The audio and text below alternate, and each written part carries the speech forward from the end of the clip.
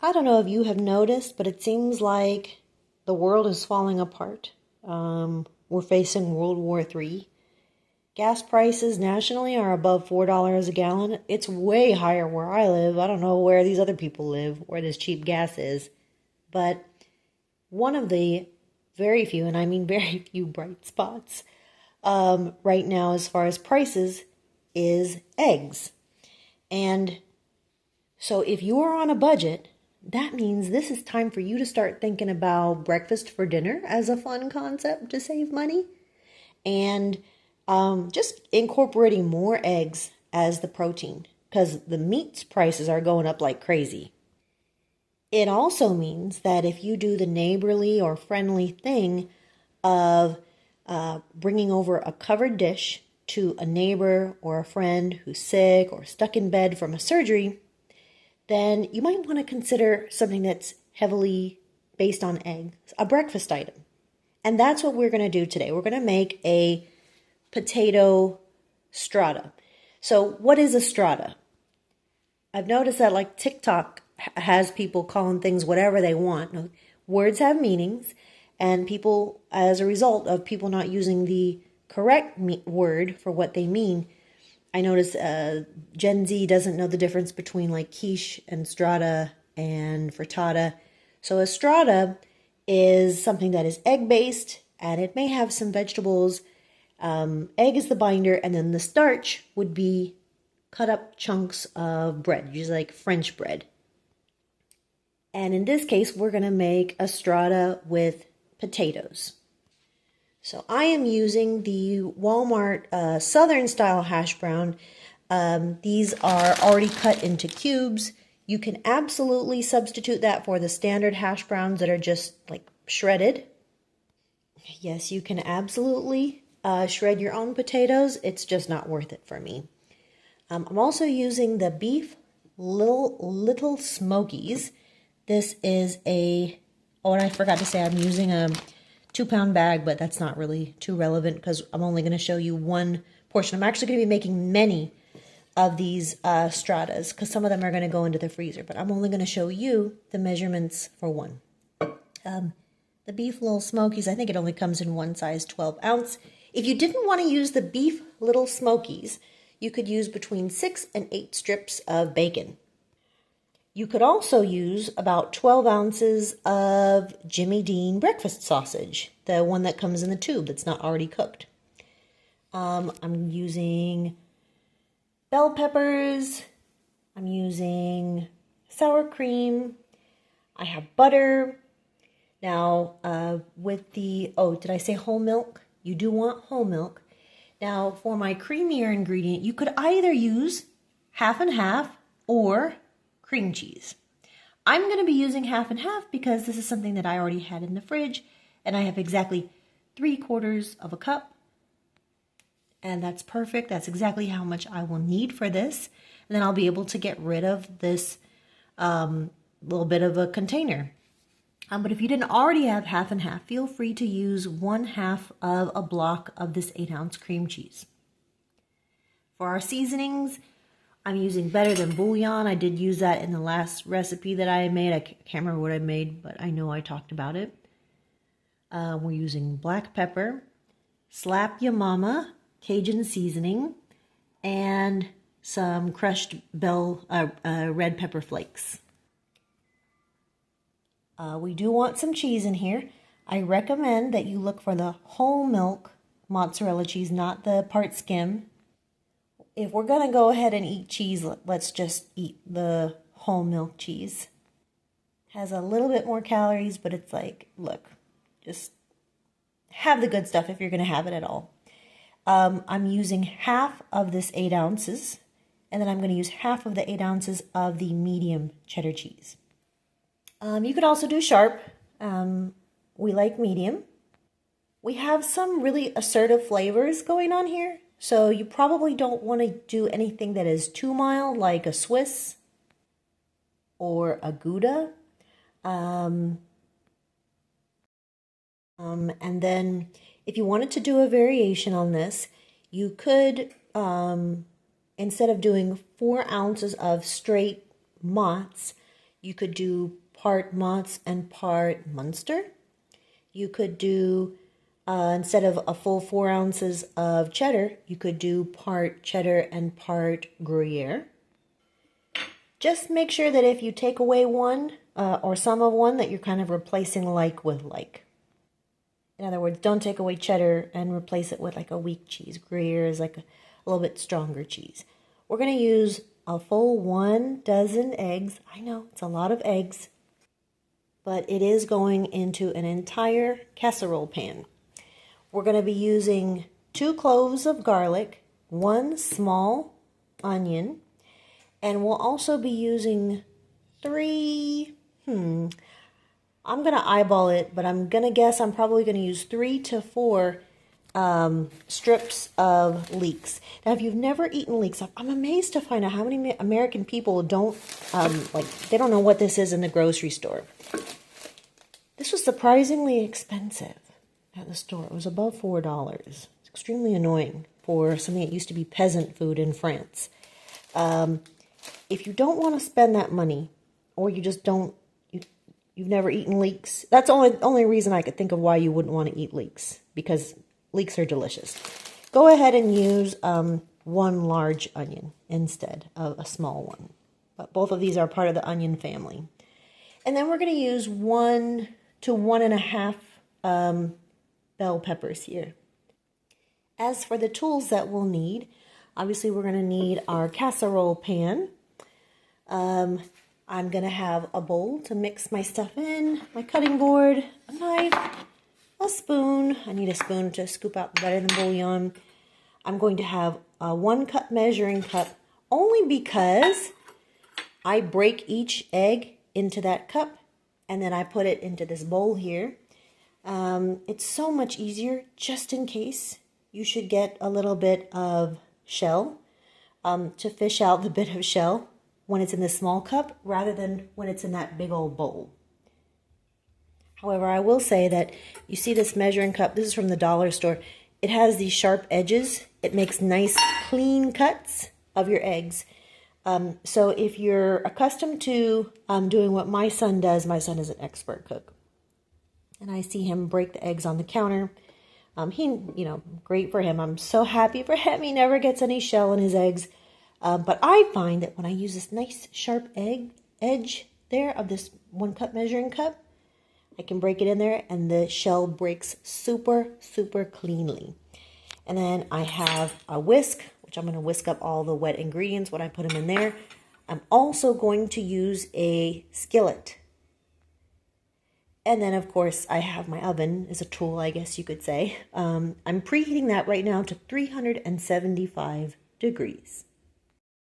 So while I'm prepping my ingredients here, I want you to take a look at how dirty the inside of these leeks are. You do need to pull apart every single leaf, or whatever you call that, of the leek, and rinse these very, very, very well. All right, ingredients prepped and ready to go into our skillet. In the order that they will go into the skillet. So I've cut up my little smokies into 4 parts each. For my 4 strips of leeks, I cut them in the center down long ways, and then I cut them up into little strips. As you see, I just very rough chopped my 1 small white onion. I used 1 red bell pepper. You could use like 1 to 1.5 peppers. And then, did I say 2 cloves of garlic? Gee, that feels so small. I used 3 cloves of garlic. I'm doing it in this order because my leeks are going to need a tiny bit more time than my onion to soften. I want to keep a little bit more crispness and body to my bell pepper, and garlic can burn really easily. So while we do want it to be cooked, we don't want it raw. We don't want it burned either. By the way, another important thing I forgot to say, I'll always try to tell you when you can make substitutions. Knowing when you can make substitutions is very important so that you don't waste money going out to buy ingredients to make a so-called recipe if you already have a perfectly good substitute in your pantry or in your fridge. So that I know that I did mention butter, but unless we were making a casserole that had a roux, we really don't have to use butter. I have a lot of bacon fat, so I am going to be using bacon grease. I would say you'll probably want about a teaspoon to 1 to 2 teaspoons of either the butter or the bacon fat. But you could also use olive oil. You could even use like a vegetable oil. So go with what is in your pantry. I just happened to pull out the butter because that was in my pantry, but I look on my kitchen countertop and I do see my covered container of, I have beef drippings, I have bacon fat, lots of things. So use what you got. I used 1 teaspoon of bacon fat, and once that is shimmering, I'm going to start to put in these ingredients one by one. Each one is going to get like a minute cooking in the fat, and then I'll remove my skillet from the heat. Okay, I forgot to say that we're doing this on medium heat, so about 1 minute more or less for each ingredient to cook. Alright, now by the time our garlic is ready to go in, this has been cooking for, let's see, meat 1 minute, leeks 2 minutes, onions 3 minutes, bell peppers 4 minutes. So this is going to be the 5 minutes. And so I'll probably give my, again, we're on medium heat. I'm going to give my garlic 1 minute to cook so that it can cook. We don't want it raw. And I already have my 3/4 of a tablespoon to a quarter to a, excuse me, 3/4 of a teaspoon to a teaspoon of my Better Than Bouillon seasoning. And I have used the chicken today. If you are not familiar with Better Than Bouillon, they make a fantastic lobster base, beef, vegetable. You have a vegetarian friend, they probably know about the vegetable base. Looking to liven up your vegetable sides for dinner? Get that vegetable base. I really hesitate to mention a substitute for Better Than Bouillon because I do love it so, but you can use a chicken stock cube, like the Knorr chicken stock cubes. Just break it up really, really well. Maybe in just a little tiny bit of water before you drop it in here. And we're going to try to get all that moved around. And so that'll be our final 60 seconds, just to get that Better Than Bouillon paste all incorporated. And then I'm going to turn off the heat, and we're going to go to our egg mixture. And we'll let this just sit here. Alright, I think that is good. Perfect. Stove off. Okay, I know that I said that I like this cup so that I don't have to worry about getting any shell into the main bowl. And that is part of it, about why I use a small cup. But it's also that just in case I should have a bad egg, I don't contaminate all of these good eggs that I've already put into the bowl.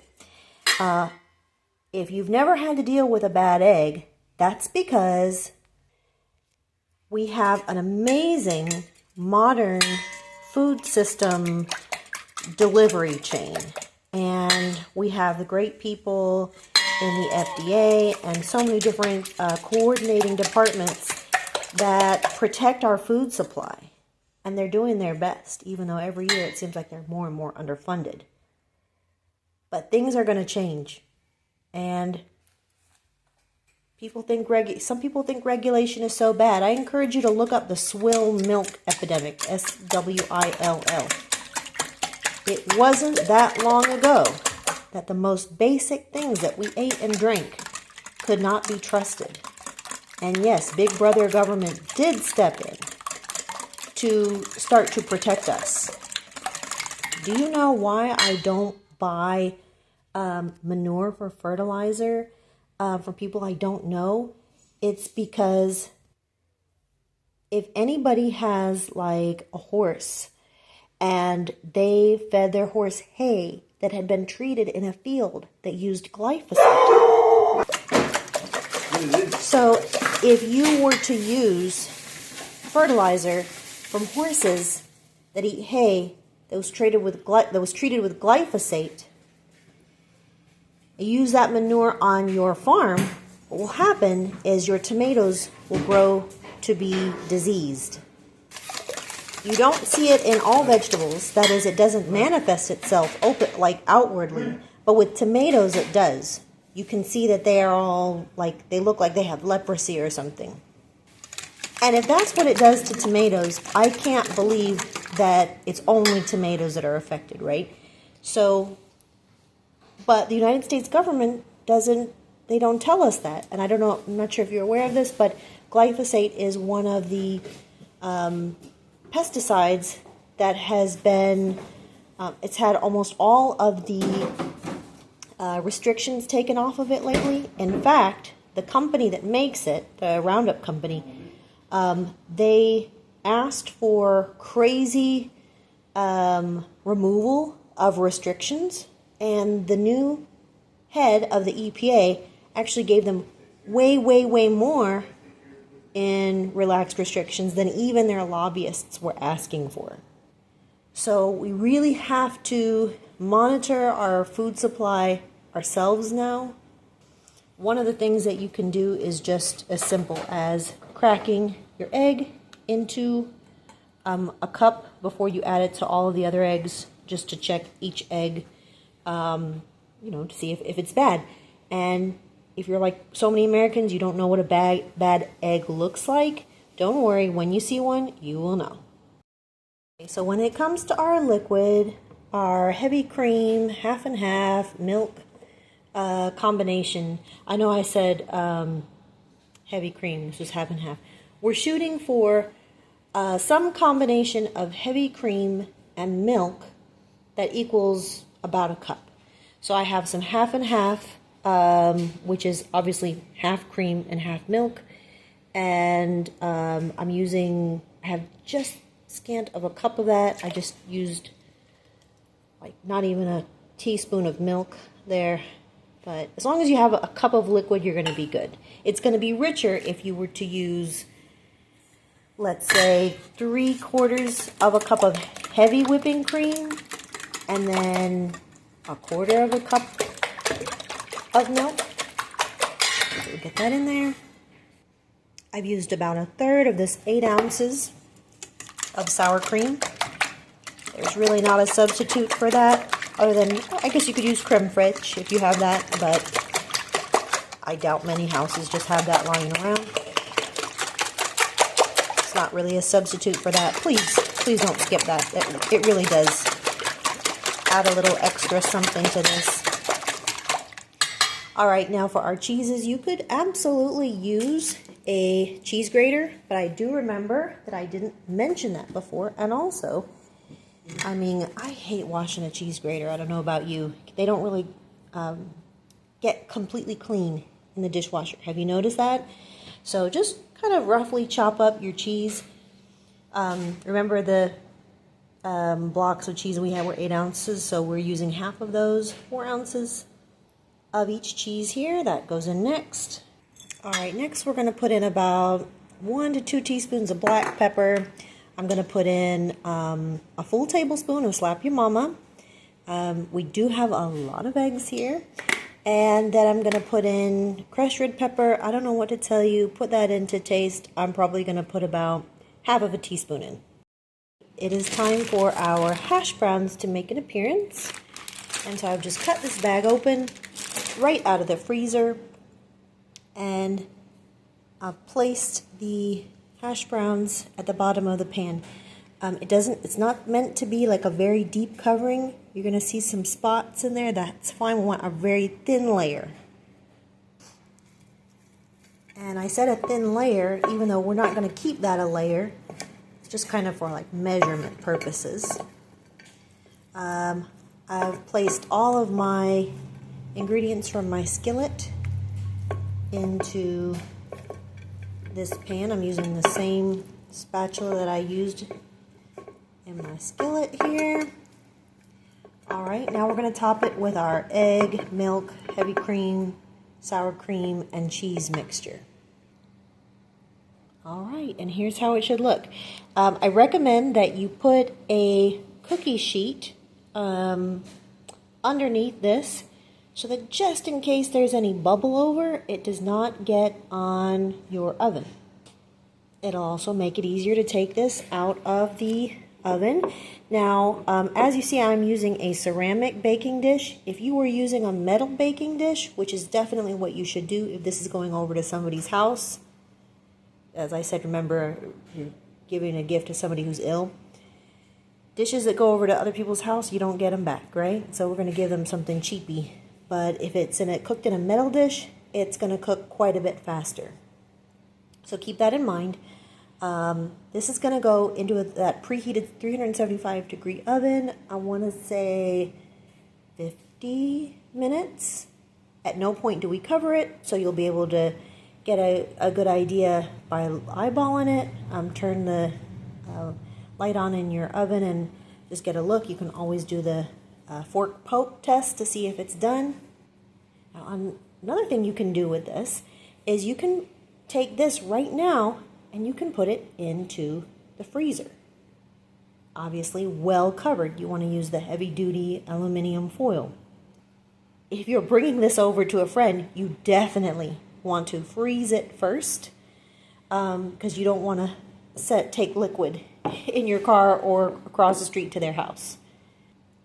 So make this, wrap it up in the heavy duty foil, freeze it for at least like 4 or 5 hours, take it to their house. You will write the instructions on the foil that you give to them. So if you're putting this into the oven directly from frozen, it'll still be 375 degrees, but instead of 50 minutes, I'll say, let's see, probably gonna get up to 70 to 75 minutes with the foil off the entire time. Oh, excuse me. Keep the foil on for the first, let's say, 20 minutes. And then after that, remove it. Always want to put not only the instructions with the baking time and the temperature, but also write down what this thing is when you're giving a gift. Because when someone is ill, if they have a lot of good friends like you, they probably have been given several casserole dishes. So that way they know what's what without having to take the foil off and look at it.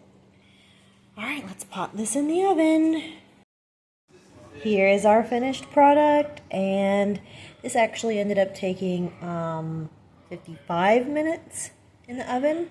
The center is going to still be a little bit jiggly, a tiny bit raw, but don't worry, that will continue to cook. It's going to continue to cook for about 10 minutes as it sits at room temperature.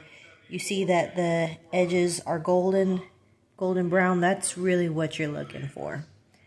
So this will continue to set as it sits here.